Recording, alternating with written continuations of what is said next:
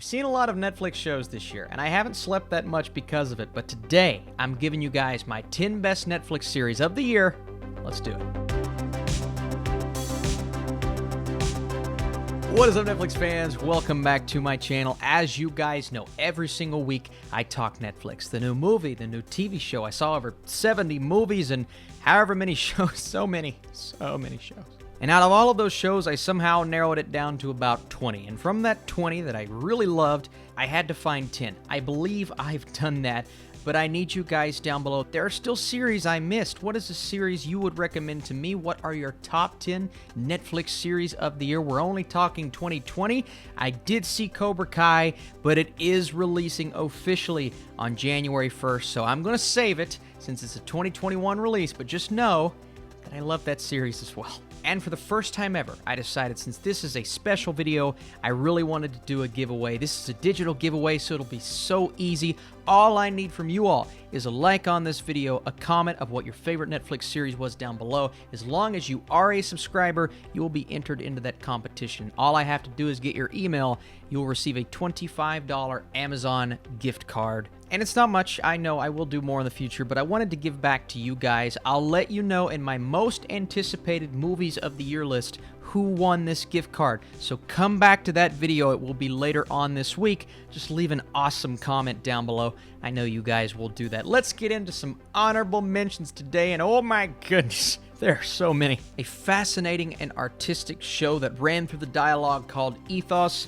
Never Have I Ever. What a huge coming-of-age, entertaining surprise that I saw earlier in the year.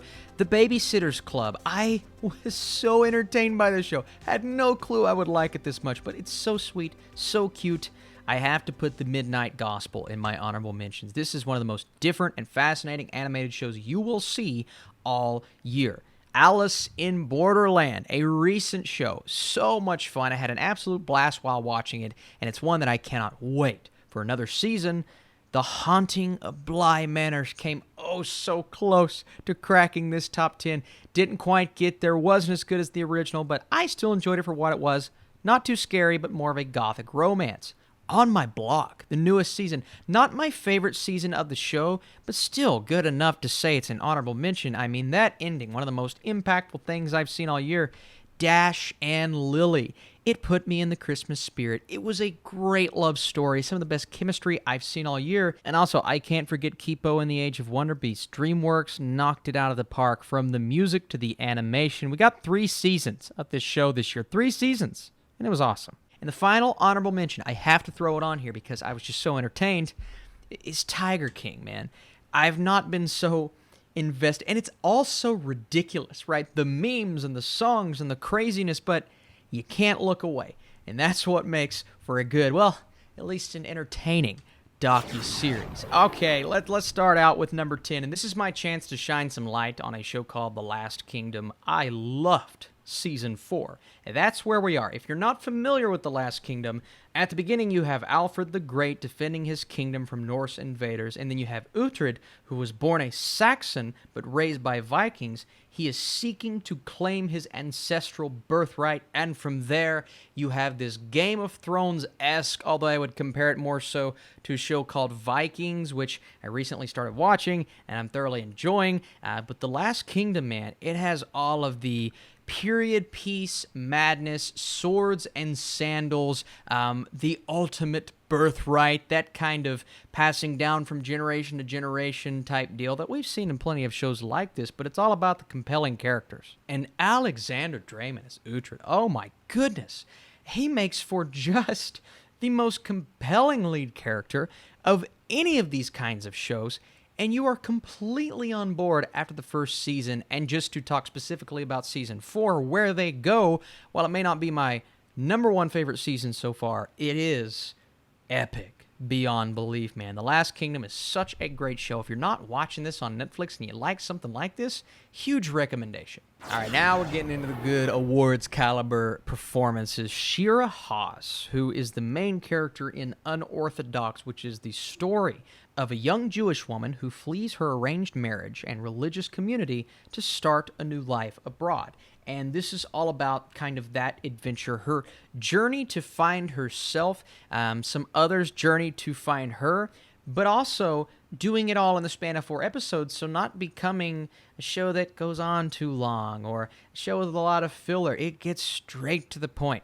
And it's not always the case for Netflix shows, but sometimes you can just do too much. This is a simplistic show, features one of the best scenes of the entire year on Netflix, where she is performing an act, and if you've seen it, you know exactly what I'm talking about, and my goodness, again, this runs through her performance. We saw some awards nominations there. It was absolutely worthy of those. It was filmed expertly, and the story of what she had to go through was heartbreaking and riveting, and that's why I watch television. I also watch television to laugh, and Sex Education Season 2 cracked me up. I had a great time with this show that just breaks all of the boundaries, okay? It does not care what you think about it. It's called Sex Education. You can probably guess the kind of show it's going to be. It's this teenage boy, his mom's a sex therapist.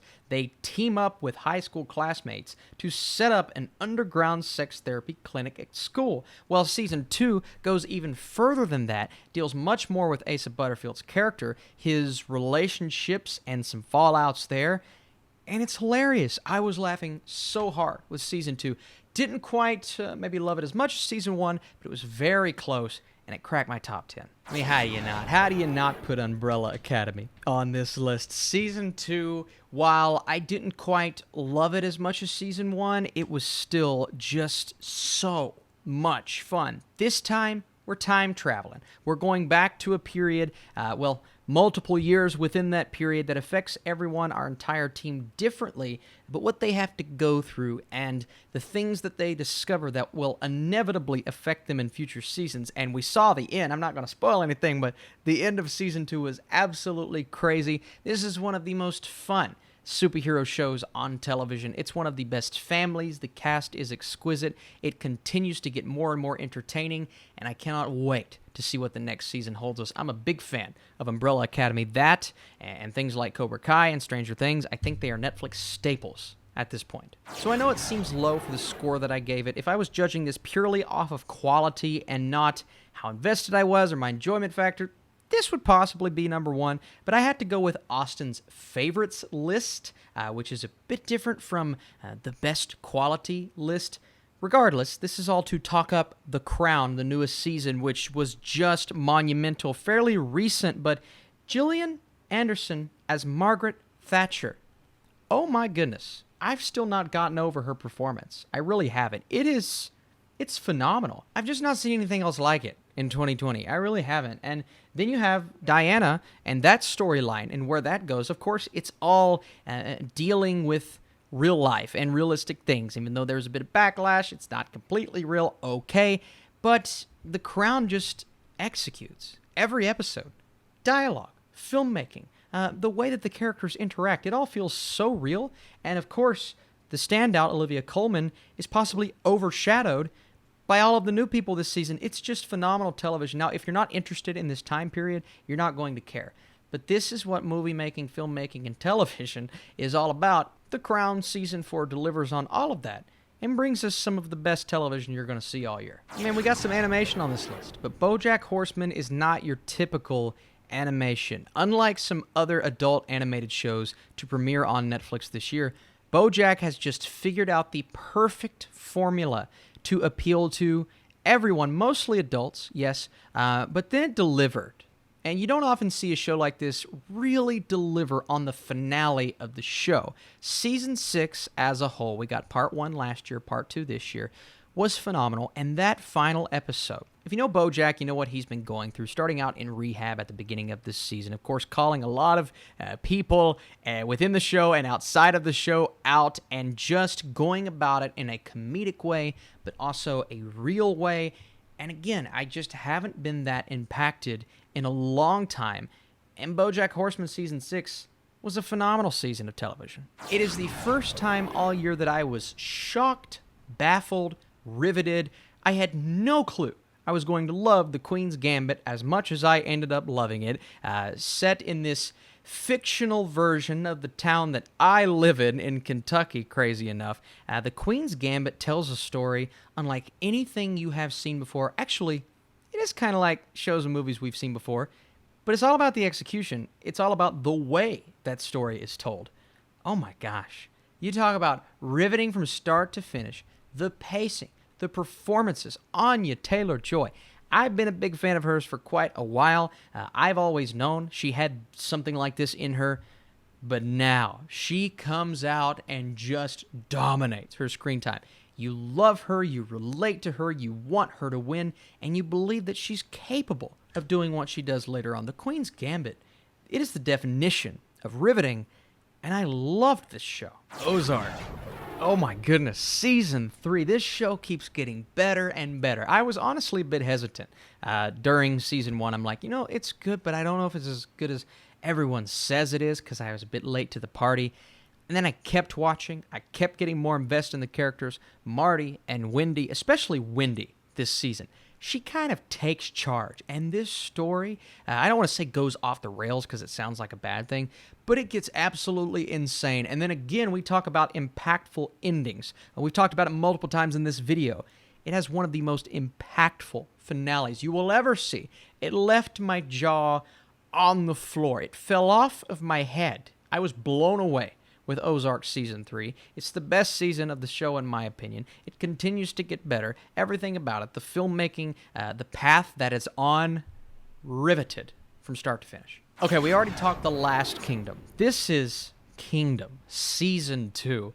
One of the most epic things you will ever see that has to do with zombies, but it's also mixed with this epic lore and all of these outstanding characters. You start out and the king kind of falls ill to smallpox, and there are rumors that spread that he has actually died. Then we go into the crown prince, how he's labeled a traitor, and all of his companions go with him on this quest, this journey. What we end up with is a balance of good and evil. We get to see these zombies come to life. So many great epic action scenes. It combines what we love about the samurai films and the swords and sandals concept, but all of these different genres meshing at the same time, but it never feels overly convoluted, and the script is so epic. Of course, there are one-liners. Of course, there are characters that rush into battle and make stupid decisions, but that's all for the fun of it.